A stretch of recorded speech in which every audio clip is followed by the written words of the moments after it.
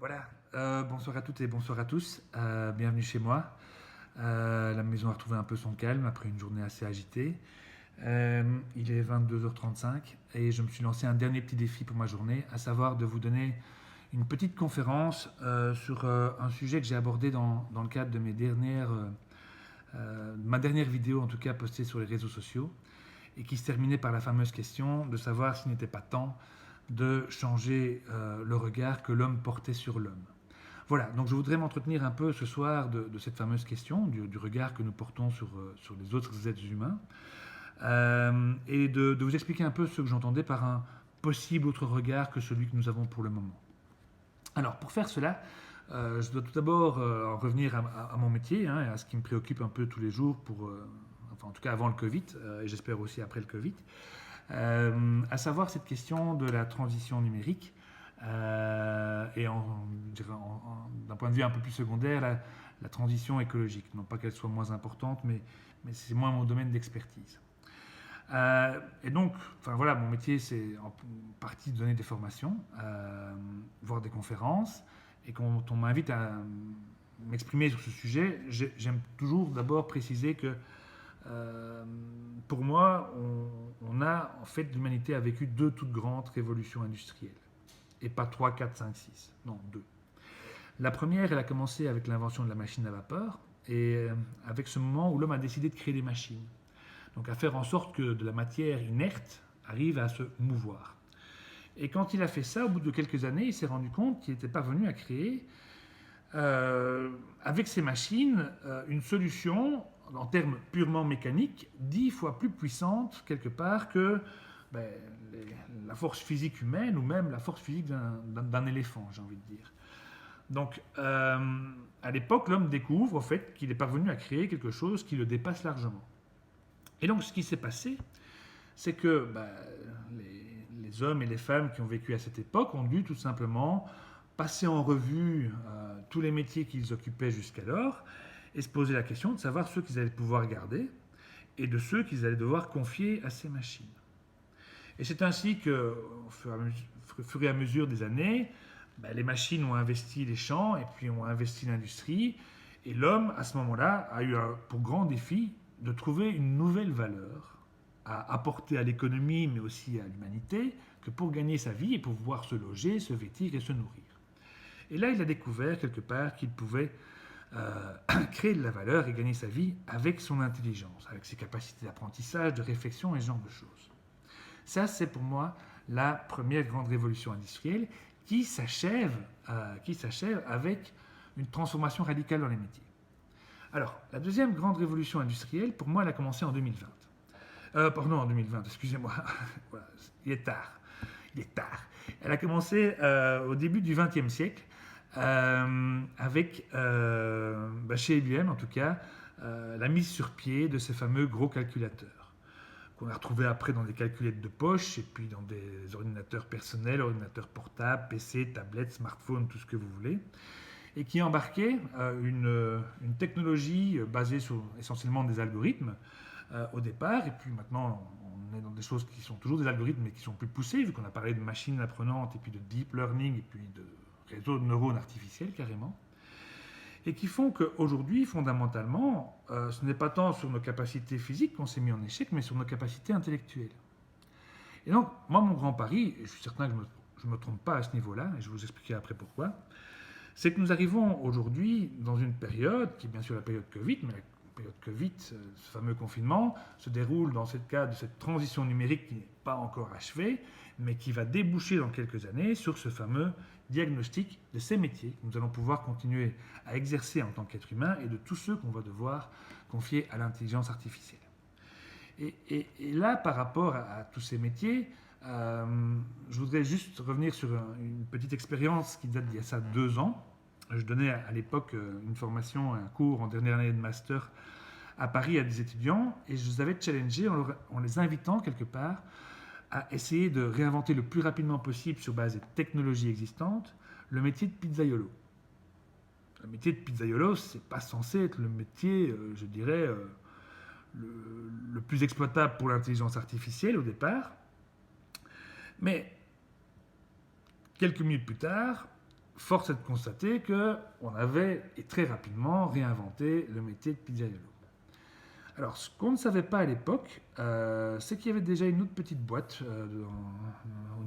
parisienne, une petite start-up, qui travaillait sur cette idée depuis 2-3 ans avant nous, et qui est parvenue aujourd'hui, donc il y a de ça quelques mois, en novembre 2019, à effectivement ouvrir la première pizzeria 100% robotisée sur Paris.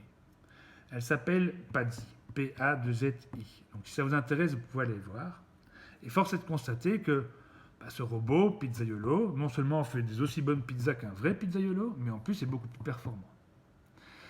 Donc l'exercice qui consiste à dire quels sont les métiers que demain nous allons devoir confier à l'intelligence artificielle, cet exercice-là, vous pouvez le faire quasiment avec tous les métiers et vous vous rendrez compte que fondamentalement, peut-être plus de 90% de nos métiers aujourd'hui, nous pouvons les concevoir, en tout cas, de les confier à de l'intelligence artificielle.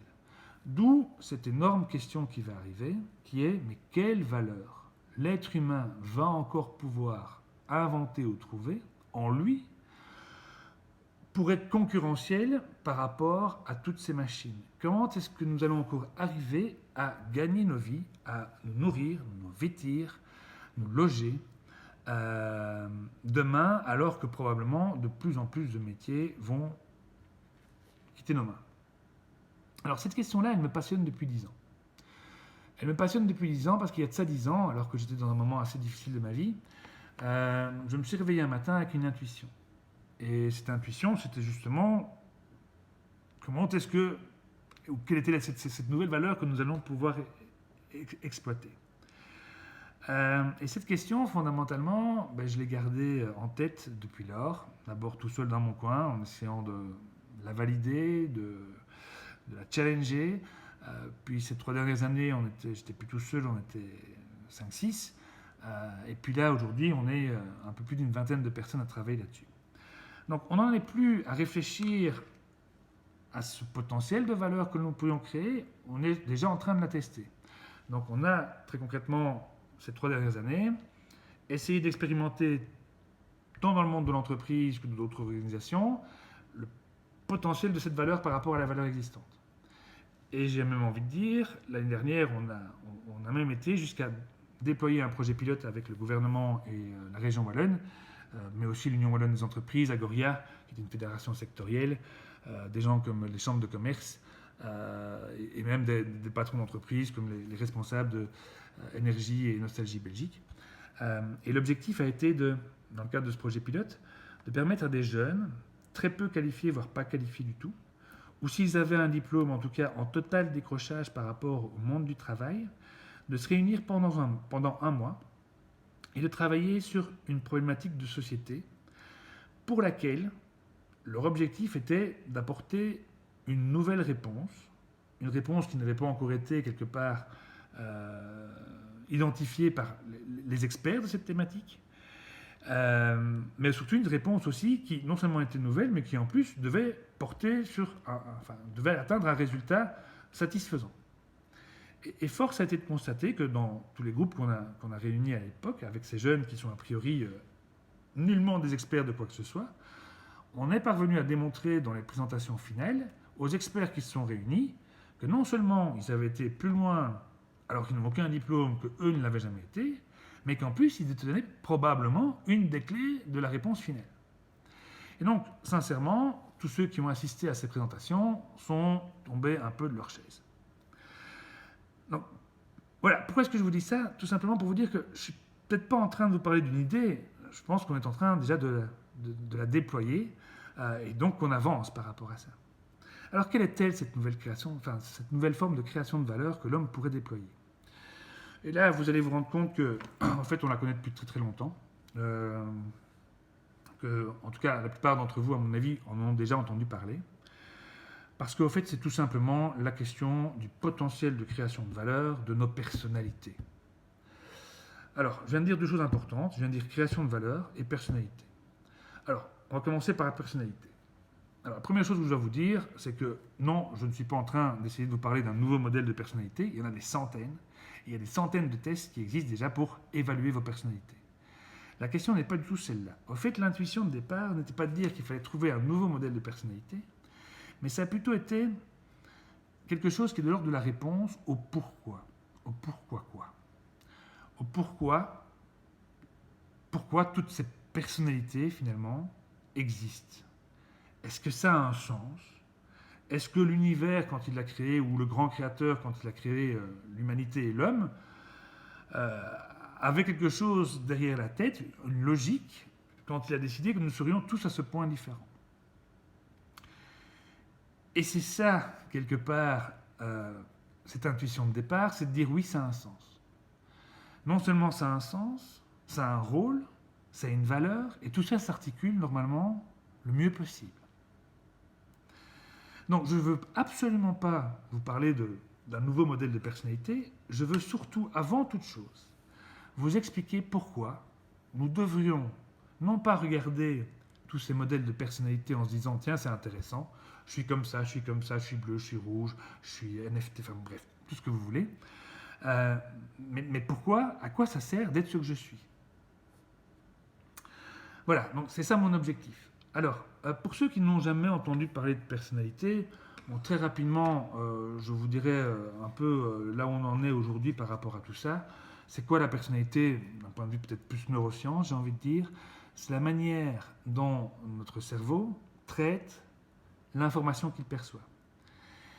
Et ce circuit naturel de traitement de l'information dans notre cerveau, en fait, il est différent pour chacun d'entre nous.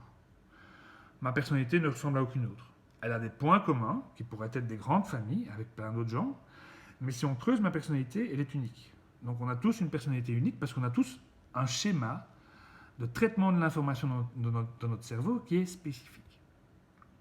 Voilà, ça c'est ça la question de la personnalité d'un point de vue neurosciences. Alors pour donner un exemple, je pourrais prendre l'exemple d'une bande de potes qui se réunissent un soir ou en journée, et il y en a un qui met sur la table, tiens, est-ce que cette année-ci, pendant les grandes vacances d'été, on ne déciderait pas de tous partir en vacances ensemble? Alors, sur base de cette idée qui est apportée par un des membres, en fait, tous les autres vont interagir.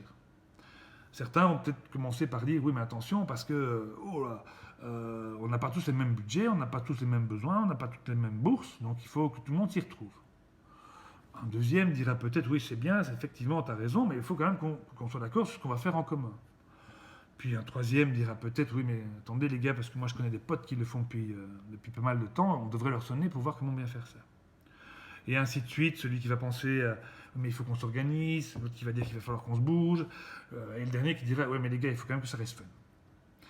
En fait, dans ces cas-là, on est dans notre naturel, et au naturel, on a chacun quelque chose qui nous préoccupe plus particulièrement. Et ça, je dirais, le fait que certains s'intéressent à la structure, à l'organisation, que d'autres s'intéressent au fait que chacun se sente bien, que d'autres que chacun, justement, interagisse bien avec les autres. En fait, ces premières questions qui arrivent, elles permettent de définir les grandes familles de personnalités dans lesquelles, quelque part, la vôtre se retrouve. Voilà, mais est-ce que tout ça a un sens? Parce que c'est quand même là-dessus que je veux arriver. Alors, donc voilà, parler de la personnalité, deux choses. Un, je ne suis pas en train de vous parler d'un nouveau modèle. Non, je suis en train de vous parler tout simplement du sens que ça peut avoir. Et deux, je viens de l'expliquer. Maintenant, sur est-ce que ça a de la valeur? Alors, il faut savoir que dans un premier temps, bien souvent, quand je donne des formations ou des conférences, les premières choses qu'on me dit, mais la personnalité, mais sincèrement, je ne dois même pas faire d'efforts pour être dans ma personnalité. Comment est-ce que tu veux que je gagne ma vie? Et puis, dans le débat qui suit, il y en a toujours l'un ou l'autre qui dit, oui, mais comment est-ce qu'on fait pour sortir de sa zone de confort alors? Alors, première chose, effectivement, ça demande en tout cas pas le même type d'effort d'être dans sa personnalité que de déployer ou de commencer à étudier, enfin bon, bref. Mais il ne faut pas croire que ça ne demande pas d'effort, parce que si vous voulez travailler la valeur de votre personnalité, il faut l'investir, il faut la nourrir, il faut la faire grandir. Mais ce n'est pas du tout le même type d'effort. Ça, c'est vrai. Deux, sur la question de la zone de confort, alors là, j'ai envie de vous dire, les amis, s'il y a bien un truc dans lequel j'ai jamais cru, c'est dans ce mythe, quelque part, pour moi, ou cette directive, ce consensus global, comme quoi l'homme doit toujours sortir de sa zone de confort.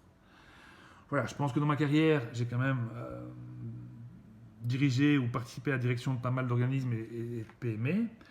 J'ai toujours été contre cette envie naturelle de dire aux gens, écoute, il va falloir que tu sortes de ta zone de confort. Parce que je pense sincèrement qu'en termes de bonne gestion, c'est de l'imbécilité pure. Je préfère nettement augmenter le salaire d'une personne qui est excellente dans quelque chose et qui s'améliore de ce dans quoi elle est excellente pour amener sans cesse de meilleurs résultats que de lui dire à un moment donné, écoute, là j'ai envie de te confier un autre défi parce que je pense que tu dois sortir de ta zone de confort. Et donc je vais t'amener dans un truc au fait où tu n'es pas super bon. Mon réflexe a toujours été de dire que chaque personne fasse ce dans quoi elle est le meilleur, et je pense que la boîte tournera 10 fois mieux. Voilà, c'est mon humble avis, mais moi personnellement, cette histoire de sortir de sa zone de confort, ça n'a jamais été mon truc. Voilà, donc ça c'était pour effectivement introduire cette notion de valeur, parce que pour certains, a priori, il n'y a aucune valeur dans la personnalité, et ce que je voudrais vous montrer maintenant, c'est bien sûr, c'est l'inverse. Alors, la première chose que je voudrais faire, et là je vous invite même pendant, comme c'est enregistré, vous pouvez faire pause, je vais vous expliquer un exemple qui est un exemple de ma vie, mais je vais vous inviter à en faire de même par la suite, c'est d'essayer de vous souvenir d'un moment dans votre vie qui a été particulièrement pénible. Un moment où, fondamentalement, vous savez que vous avez été fragilisé. Voilà, c'est quelque chose qui a été particulièrement dur, et même si certains vont vous dire que ce qui ne me tue pas me rend plus fort, vous savez au plus profond de vous qu'il y a quelque chose à ce moment-là qui était de l'ordre de la fragilité, et que cette fragilité-là, elle reste aujourd'hui. Et donc, même si vous faites partie de ceux qui conçoivent que ce qui ne me tue pas ne me rend pas plus fort, ce qui m'intéresse, c'est posez-vous la question de savoir si, dans ces moments-là, il y a eu quelque chose qui a été légèrement abîmé et qui reste chez vous aujourd'hui. Alors, je vais vous donner mon exemple personnel. Donc, ça remonte à plus de 10 ans, à un moment donné de ma vie où, effectivement, j'ai appris que j'avais une tumeur au cerveau. Alors, bénigne, je suis toujours là d'ailleurs, mais qui était effectivement, d'une part, difficilement accessible et puis excessivement dangereuse. D'ailleurs, quand je suis arrivé la première fois à l'hôpital, j'étais dans une situation de vie ou de mort. Et donc, j'ai dû être opéré 3 fois de cette tumeur au cerveau. Et la 3e opération, les neurochirurgiens m'avaient clairement précisé que c'était la plus longue, la plus risquée, la plus complexe, et celle avec le résultat final le plus incertain. Et donc, après avoir consulté une série de neurochirurgiens, d'experts dans différents hôpitaux, j'en étais arrivé avec un petit tableau assez simple, en fait. Je regardais cette opération en me disant, voilà, tu as 60% de chance que tout se passe bien et d'être en vie à la fin. Tu as 65%. Tu as 30% de chance d'y rester. Et tu as 5% de chance d'être en vie, mais d'être à moitié cassé. Alors, pour être très franc, alors ça, je pense que chacun réagit à sa manière par rapport à ça. Moi, personnellement, quand j'ai compris ça, je n'ai pas eu un focus sur les 65% de chance de m'en sortir. J'ai eu surtout un énorme focus sur les 30% de chance d'y rester. Et donc, j'ai eu 6 mois pour m'y préparer. Et voilà, je me suis mis toute une série de protocoles en place par rapport à ça. Mais toujours est-il que finalement, je suis parvenu beaucoup plus rapidement que je n'y pensais à regarder ma perspective de ma mort, de ma fin de vie, de manière très très très sereine. Et je pense que je comprends un peu mieux ce que vivent les personnes âgées quand elles arrivent à un certain âge et où, même s'ils ne connaissent pas la date comme moi je la connaissais, ce dernier jour, on y pense tout le temps. Et donc, moi, fondamentalement, je vais être très franc, j'ai pas été cassé là-dedans. Donc, j'étais très zen, très serein, je pouvais mourir, il n'y avait aucun problème, j'avais tout préparé. Et j'étais surtout préparé à la chose. Par contre, au moment de l'opération, en fait, je suis là, donc déjà, je ne suis pas passé par les 30% de chance d'y rester, mais je ne suis pas passé non plus par les 65% de chance d'en sortir complètement indemne. En fait, je suis passé par cet entre-deux, où il y avait que 5% de chance, moi je suis passé par là, et donc c'est vrai que je suis sorti de là pas mal abîmé, d'un point de vue physique, mais aussi d'un point de vue psychologique. Et ce qui a vraiment été dur, Ça n'a pas été avant, ça a été après. Parce que là, sincèrement, j'ai galéré pendant quelques années. Et quand je repense à ce moment-là, et c'est ça que je vous inviterai à faire, d'abord identifier un tel moment, et puis d'y repenser, et de vous poser la question suivante. Mais au fait, qu'est-ce qui m'aurait manqué? Qui aurait pu être là à côté de moi pour que j'en ressorte le plus indemne possible? Alors soyons clairs, moi à l'époque j'avais tout mon entourage autour de moi et donc toute leur personnalité qui prenait soin de moi. Et elles ont toutes fait tout ce qu'elles pouvaient et je les en remercie. Hein, donc si elles m'écoutent, big kiss par rapport à ça. Mais il y avait quand même l'une ou l'autre personnalité qui n'était pas présente dans mon entourage qui m'ont cruellement manqué. Alors la première c'était quoi? Alors la première c'était une personnalité qui... naturellement, comme je dis souvent, ce sont des personnalités qui vous écoutent, qui vous laissent aller dans vos émotions, qui accueillent vos émotions, qui les prennent et qui les foutent à la poubelle parce qu'elles ont cette capacité incroyable d'absorber et puis de dégager. Pour le dire autrement, ce qui m'a manqué dans les années qui ont suivi, dans les mois qui ont suivi, c'est tout simplement une personne avec qui pleurer, avec qui partager toute ma détresse. Ça, c'est la première personnalité qui m'a manqué. Et Dieu sait que ce type de personnalité existe. Et la deuxième personnalité qui m'a manqué, c'est une personnalité qui gère. Qui gère quoi? Tout ce que j'ai eu à gérer au moins pendant un an et demi après ma sortie d'hôpital. Parce que ça, fondamentalement, c'est pas que je suis incapable de gérer, mais c'est pas par ça que je commence. Je suis capable de gérer dans plein de circonstances, mais je ne suis pas le profil type de la personnalité qui gère bien.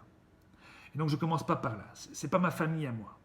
Et j'aurais vraiment eu besoin de quelqu'un à côté de moi qui me dise, écoute, repose-toi, retape-toi, continue ce que tu as toujours fait, moi je vais gérer tout ce que je dois gérer en plus. Voilà, je pense que sincèrement, si j'avais eu ces deux personnalités autour de moi, je serais sans doute en meilleure forme de tout point de vue encore aujourd'hui. Et donc ça, c'est l'exercice que je vous propose de faire. Donc si vous avez le temps, si vous avez envie, ben vous coupez, vous prenez un peu de temps pour y réfléchir et vous essayez de regarder un peu ce qui vous aurait le plus manqué pour faire face et pour rencontrer le mieux possible l'enjeu dans lequel vous étiez à l'époque.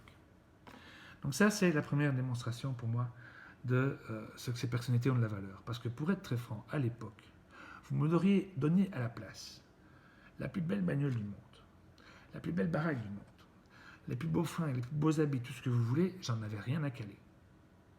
Je n'en avais pas besoin. C'est pas ça qui me préoccupait mon cerveau. C'était tout simplement mon incapacité à faire face et à pouvoir rencontrer pleinement l'enjeu qui était le mien à ce moment-là. Je n'en étais pas capable. Et ça, je l'aurais sans doute payé 10 fois plus cher, pour autant bien sûr que j'ai de l'argent à l'époque, que la plus belle voiture du monde. Voilà, donc ça c'est le premier élément où j'essaye de vous démontrer la valeur que peut avoir une personnalité. La deuxième dimension, c'est tout simplement qu'encore aujourd'hui, je n'arrive absolument pas à me représenter une humanité dans laquelle une de ces grandes familles de personnalités aurait disparu. En fait, j'arrive pas à me le représenter.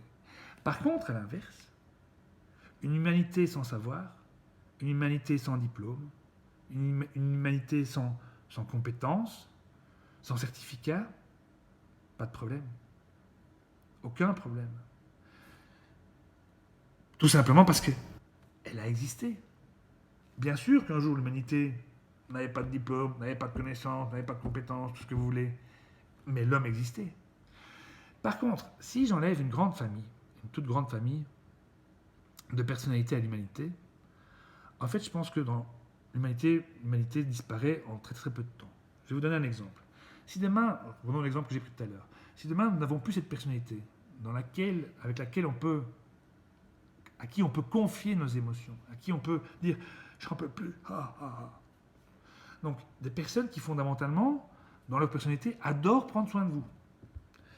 Si demain, cette personnalité n'existe plus, au fait comme il n'y a plus personne qui prend soin de nos problèmes, bah, fondamentalement, soit on se tire tous des balles dans la tête les uns les autres, soit on se suicide. Si demain, pour prendre un autre exemple, si demain, ces personnalités qui arrivent quelque part à faire en sorte que des gens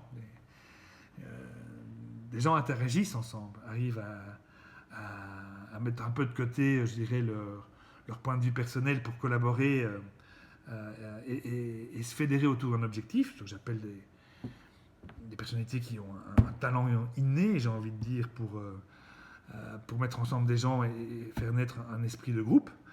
Si demain ces personnalités n'existent plus, c'est très simple, les amis. Nous vivons tous, les uns les autres chez nous, sans aucune capacité de rentrer en relation. L'horreur. L'horreur. Voilà, je pourrais faire des exemples sur des dizaines de familles, mais voilà 2 exemples. Alors, si vous voulez bien, je reviendrai encore un peu plus tard sur 2 exemples de valeurs qu'ont nos personnalités, mais s'il vous plaît, maintenant, je vais d'abord en rester là. J'y reviendrai encore un peu par la suite. Voilà, donc, à ce stade-ci, j'ai toujours pas répondu à la question de comment est-ce qu'on change le regard de l'homme sur l'homme. Je vous ai juste parlé de quelque chose qui doit nous permettre, quelque part, de répondre à la question de la valeur que nous pourrions délivrer le jour où nous serons face à une humanité où énormément de métiers auront été confiés à l'intelligence artificielle. Maintenant, je voudrais en revenir à ce qui nous occupe maintenant, vraiment, à savoir cette fin de phase de confinement et ce fameux restart qui s'annonce, le fait que voilà, l'activité économique va devoir se relancer. Alors là, bien sûr, aussi, il y a un enjeu. Et dans un premier temps, je pense que l'enjeu, il est de repartir tant bien que mal et le mieux que l'on peut, mais croire qu'on peut tout réinventer d'ici à quelques jours ou quelques semaines, ça, c'est pas réaliste du tout. Donc je pense que dans un premier temps, et quand j'écoute finalement pas mal d'économistes, même si effectivement il y a plein de grandes questions sur plein de choses, je pense que la finance aujourd'hui internationale a les moyens en tout cas de répondre tant bien que mal et le mieux possible à cette relance. Voilà, il y a quand même un fameux enjeu par rapport à ça, donc là je fais une petite digression, excusez-moi, il y a quand même un fameux enjeu, parce que quand je regarde un peu ce qui vient de se passer, je ne peux pas m'empêcher de faire une référence avec ce qui s'est passé il y a de ça un siècle, en 1920. Donc en 1920, c'était la fin de la grande pandémie de grippe espagnole. Et à l'époque, soyons très clairs, il y avait 1,8 milliard d'habitants sur Terre. Et sur ces 1,8 milliard, il y a entre 20 millions et 70 millions de personnes qui sont décédées. Et concrètement, à l'époque, on ne savait rien y faire. Voilà, les personnes décédées, on n'avait aucun traitement, on ne savait rien y faire. Quand je regarde un peu un siècle plus tard ce qui s'est passé en 2020, fondamentalement, on n'a pas beaucoup plus de traitements. Fondamentalement, on ne sait pas faire grand-chose de plus qu'on aurait déjà pu faire en 1920, à savoir dire, vous restez tous chez vous. On ne l'a pas fait en 1920. Et donc, quand je regarde ça, je me dis quand même qu'en un siècle, l'humanité dans son évolution, quelque part, a permis à l'homme de donner en tout cas beaucoup plus de valeur à une vie humaine, en tout cas dans nos pays occidentaux. Alors, est-ce que c'est bien, est-ce que c'est mal? Peu m'importe, mais le fait est là, c'est qu'aujourd'hui, on a arrêté, on a mis 4 milliards et 4 milliards 500 millions de personnes minimum en confinement pour s'assurer qu'il y ait le moins de possible de décès aujourd'hui dans le monde. C'est bien ou mal, c'est pas la question, c'est un fait. Mais si je reviens maintenant en 1920, quelques années plus tard, en 1929, c'était la première grande récession. Et là aussi, des gens ne sont pas morts, mais des gens sont tombés dans la pauvreté, dans la précarité, dans la rue. Alors, maintenant, si je reviens en 2020, donc un siècle plus tard, on ne va pas devoir attendre 2029 pour être dans cette fameuse toute grande récession. On tombe dedans, les gars. Si vous ne l'avez pas vu, sincèrement, peut-être que je me trompe, mais moi, en tout cas, je la vois là et je pense que dès que je vais déconfiner, je vais la voir encore plus fort. Et là, sincèrement, pour moi, il y a une grande question qui est est-ce que en un siècle, un peu moins cette fois-ci, avec 9 ans en moins, l'homme a été capable aussi non seulement d'apporter plus de valeur à la vie humaine, mais aussi d'apporter plus de valeur à la dignité humaine, à savoir de faire en sorte que la population mondiale, et je suis d'accord de nouveau, davantage occidentale, ne tombe pas dans la précarité, dans la pauvreté, tout ce que l'on veut. Parce que sinon, on a, pour moi, un vrai problème. Parce qu'il ne faut quand même pas oublier que si on a mis 4 milliards 500 millions de personnes en confinement, aujourd'hui, c'est davantage pour éviter que plus vous êtes âgé, vous mourriez. Donc, entre guillemets, ceux qu'on a essayé de protéger le plus, ce sont des personnes comme moi, mais encore plus les personnes plus âgées que moi. Et certainement pas les enfants, et certainement pas les jeunes, qui a priori ont beaucoup moins de chances de mourir. Et donc, si demain on n'est pas capable de garantir un redémarrage dans lequel on a mis beaucoup plus de valeur dans la dignité de la vie humaine, alors je pense que l'épisode qu'on vient de vivre sera vécu par pas mal de générations, et sans doute encore plus par les générations qui sont un peu plus jeunes que moi, comme une énorme injustice. Parce que fondamentalement, eux, on vient de les envoyer dans, excusez-moi, mais dans des gros problèmes.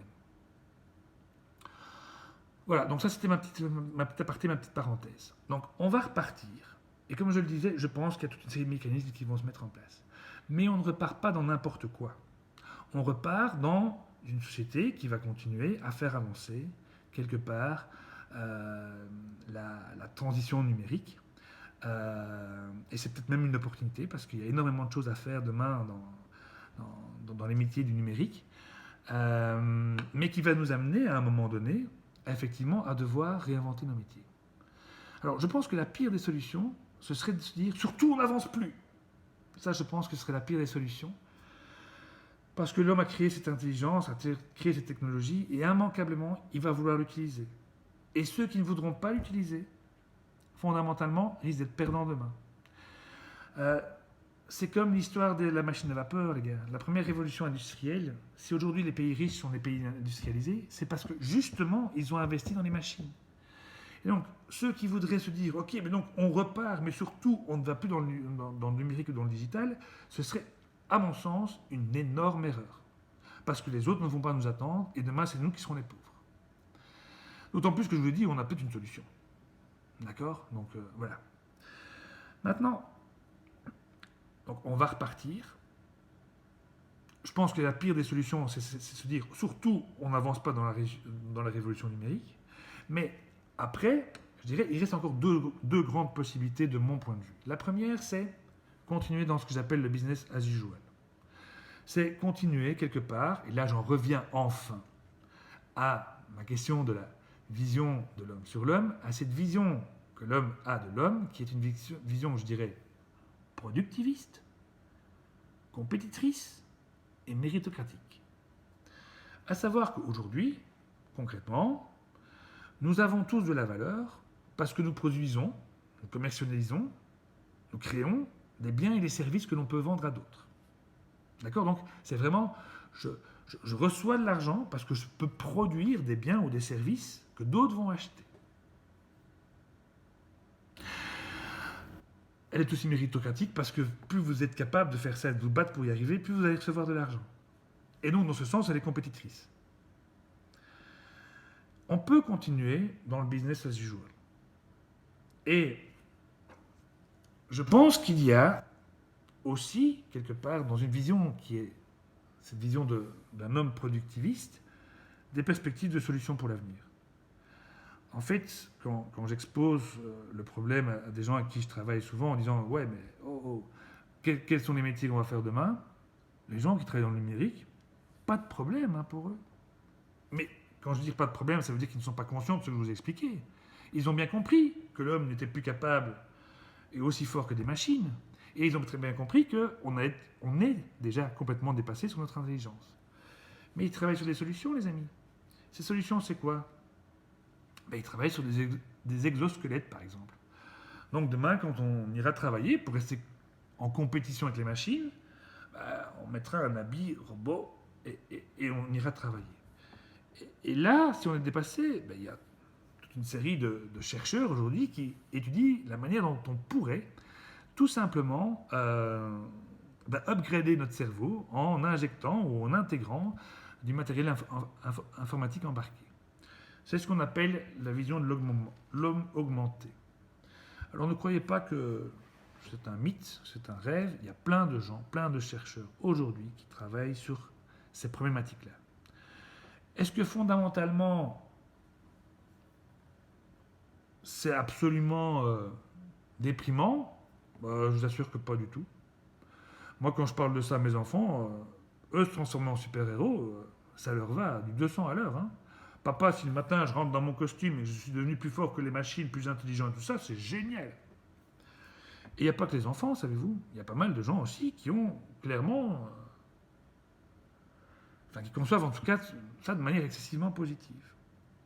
Et donc, en fait, ils nous apportent une réponse au problème que je vous ai posé, à savoir, parce qu'on va augmenter l'homme, en fait, l'homme ne sera plus dépassé par les machines, il pourra faire, il serait peut-être encore plus performant que la machine. Et donc, pas de souci pour nos emplois, les amis, pas de souci pour nos emplois. Donc ça, c'est une première piste, mais qui pour moi est vraiment la piste de cette, enfin, qui est propre quelque part à cette vision. On doit absolument upgrader l'homme pour qu'il puisse continuer à produire plus, ou mieux, ou autant que les machines. Voilà, ça c'est la première vision. Je bois un coup parce que j'ai soif. Voilà. Alors, l'autre vision, qui serait plutôt de celle dont je vous ai parlé tout à l'heure, à savoir dire que demain, en fait, l'homme n'est plus rémunéré pour ses capacités de production, mais pour ses capacités à aider ses semblables et à prendre en charge la partie des choses qu'ils ont du mal à prendre en charge par rapport aux enjeux qui sont les leurs. Cette vision qui vise à dire demain nous ne travaillerons plus dans la compétition, mais nous allons travailler dans notre capacité, et nous allons donc être rémunérés pour ça, dans notre capacité à permettre à d'autres de prendre pour eux, pas de leur dire comment il faut faire, hein, parce que ça existe déjà, ça s'appelle des psychologues. Sorry, j'ai rien contre les psys, mais je veux dire, je ne suis pas en train de vous dire qu'on va vers un monde de psychologues, c'est pas ça du tout que je veux dire. Hein. Mais vraiment à prendre en charge avec l'autre. Et pour l'autre, l'enjeu qu'il n'arrive pas à prendre, à rejoindre, enfin à dépasser, si demain on est payé pour ça, alors ça change fondamentalement beaucoup plus de choses que vous ne le pensez. D'abord, concrètement, qu'est-ce que ça va changer? Donc, la première chose que ça va changer, j'ai envie de dire, c'est que si on va résolument vers ça, les banques centrales des pays n'émettent plus de la monnaie pour aider à produire, mais pour aider des personnes à prendre en charge les enjeux de leurs semblables quand ils n'arrivent pas à les prendre en charge, que ce soit dans leur vie privée ou professionnelle. D'accord? Donc, fondamentalement, si on veut aller vers ça, naturellement, il faut se rendre compte qu'on va devoir changer la raison pour laquelle, quelque part, les banques centrales émettent de l'argent. Deuxième grande différence, j'ai envie de dire, c'est que même dans le modèle éducatif, ça va avoir des impacts. Concrètement, aujourd'hui, nos enfants vont à l'école pour apprendre des savoirs qui sont normalisés et qui sont censés pouvoir leur ouvrir les portes de certains métiers. Mais si demain, quelque part, leur métier, c'est de délivrer la plus grande valeur de leur personnalité, on ne peut plus standardiser l'apprentissage. On doit vraiment l'individualiser, vu que chaque individu a un potentiel et donc une valeur pour autrui dans sa personnalité qui est différente. Donc on doit absolument construire les apprentissages, non plus de manière standard, bien sûr qu'il faudra toujours apprendre à lire, écrire et tout ce que l'on veut, mais l'objectif, ce ne sera plus de les former à un métier, ce sera de les former à leur capacité à être porteurs de valeur et créateurs de valeur à partir de leur personnalité. C'est un changement radical. Troisième changement radical, j'ai envie de dire, c'est effectivement les phénomènes de hiérarchie dans les entreprises. À partir du moment où chaque personnalité dispose d'une valeur excessivement importante et réputée, équitable les uns par rapport aux autres, comment est-ce qu'on va continuer à pouvoir justifier des écarts de salaire qui sont, on n'imagine même plus combien. Qu'il en reste, je peux sans aucun problème le concevoir, mais ça ne peut plus être dans le même ordre de grandeur qu'aujourd'hui. Et enfin, dernier grand changement que je vois là, c'est le changement par rapport au modèle démocratique. Là aussi, les choses ne pourront plus sans doute s'organiser de la même manière. Parce que si on regarde bien aujourd'hui, notre démocratie, c'est quoi? C'est l'histoire de ceux qui sont dans l'opposition, qui se battent avec ceux qui sont dans la majorité. Il y a ceux qui ont gagné et il y a ceux qui ont perdu. Mais si tout le monde a une valeur à apporter, demain, on ne peut plus voter pour des dogmatismes de gauche, de droite, d'extrême, d'écologie, de centre, tout ce que vous voulez. Vu que nous avons tous, quelque part, à un moment donné, une valeur à apporter. Et donc, les histoires entre Bart de Wever en Wallonie et Paul Magnette en Flandre, sur l'inverse, Paul Magnette en Wallonie et Bart de Wever en Flandre, ou inversement, effectivement, elles n'ont plus de sens. Et ça, je vous garantis, pour être très très franc, que vous mettez un groupe de 10 jeunes sans aucun diplôme et tout ce que vous voulez, et ce problème-là, ils le règlent. Hein, avec, juste à partir de leur personnalité. Ça, il n'y a aucun doute là-dessus. Hein. Mais on est englué dans un truc qui n'a pour moi aucun sens aujourd'hui, qui n'a plus aucun sens. Ça veut dire qu'on va vers effectivement un modèle démocratique qui sera probablement fondamentalement différent, parce que la question ne sera plus de voter pour des dogmatismes, mais voter pour des enjeux qui nous tiennent particulièrement à cœur. Et qui seront peut-être l'enjeu des soins de santé, l'enjeu de l'équité des traitements, l'enjeu de toute une série de choses. Et là, toutes les intelligences, qu'elles soient de gauche, de droite, tout ce que vous voulez, devront collaborer pour répondre à l'enjeu. Voilà. Ça change au minimum 4 choses. Et donc, c'est quoi ce point de vue de l'homme sur l'homme? En fait, c'est un homme, c'est le point de vue d'un homme qui regarde un autre homme en disant, tout simplement, en fait, tu as de la valeur bien plus par la personnalité que tu as que par ta capacité à produire. Alors, j'ai dit que ça changeait beaucoup de choses, mais il ne faut pas croire qu'on n'est qu'au début. Parce que je suis très très très loin de penser que j'amène quelque chose qui révolutionne tout. Non, j'amène une autre explication qui peut permettre peut-être à certains qui travaillent déjà sur tout ça d'aller plus vite.